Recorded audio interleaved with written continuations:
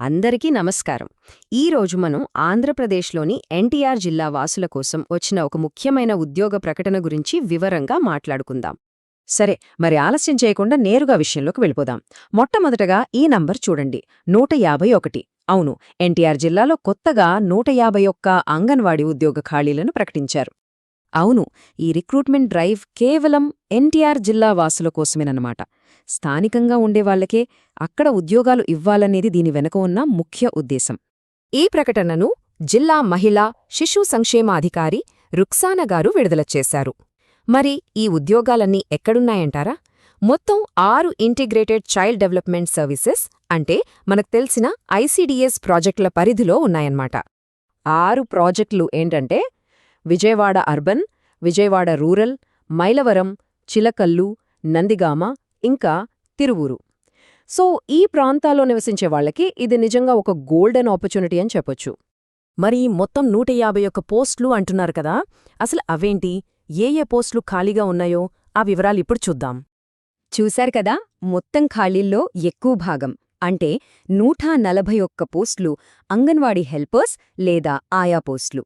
ఇక మిగిలిన 10 పోస్టులు అంగన్వాడీ టీచర్ల కోసమున్నాయి. సరే, పోస్టుల వివరాలు తెలిసాయి, కానీ అసలు ఎవరు అప్లై చేయొచ్చు? దీనికి కొన్ని ఖచ్చితమైన అర్హతలున్నాయి. అవి తెలుసుకోవడం చాలా చాలా ముఖ్యం. ఒక్కసారి ఆ 5 ముఖ్యమైన అర్హతలేంటో చూద్దాం. మొదటిది 10వ తరగతి పాసై ఉండాలి. రెండవది వయస్సు 21 నుంచి 35 సంవత్సరాల మధ్య ఉండాలి. మూడవది ఇవి కేవలం మహిళలకు మాత్రమే. నాలుగవది పెళ్లైనవాళ్లై ఉండాలి. ఇక చివరిది అన్నింటికన్నా ముఖ్యమైనది, ఏ ప్రాంతంలో అయితే ఖాళీ ఉందో అక్కడే నివసించేవారే ఉండాలి. ఈ 5 ఖచ్చితంగా ఉండాల్సిందే. అవును, అఫీషియల్ నోటిఫికేషన్లో కూడా ఇదే విషయాన్ని చాలా స్పష్టంగా చెప్పారు.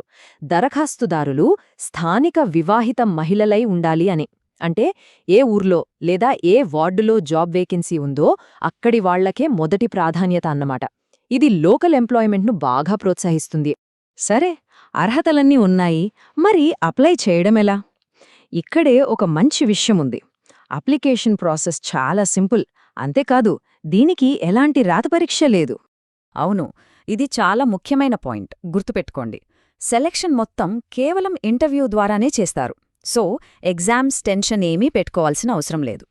అప్లికేషన్ ప్రాసెస్ చాలా సింపుల్. 4 స్టెప్స్. ముందుగా మీ దగ్గరలో ఉన్న ఐసీడీఎస్ ప్రాజెక్ట్ ఆఫీస్కు వెళ్ళాలి. అక్కడ అప్లికేషన్ ఫామ్ ఇస్తారు. దాన్ని తీసుకొని నీటుగా ఫిల్ చేసి కావలసిన సర్టిఫికేట్లన్నీ జత చేసి మళ్ళీ అదే ఐసీడీఎస్ ఆఫీస్లో ఇచ్చేయడమే. అంతే, చాలా సింపుల్. రైట్, ఇప్పుడు మనం అన్నిటికంటే ముఖ్యమైన విషయానికి వచ్చాం. అదేంటంటే లాస్ట్ డేట్. అసలు అప్లై చేయడానికి చివరి తేదీ ఎప్పుడు? మరిన్ని వివరాలు కావాలంటే ఏం చెయ్యాలి? ఈ తేదీని బాగా గుర్తుపెట్టుకోండి, ఫిబ్రవరి 5. ఆ రోజు సాయంత్రంలోగా అప్లికేషన్లు సబ్మిట్ చేసేయాలి.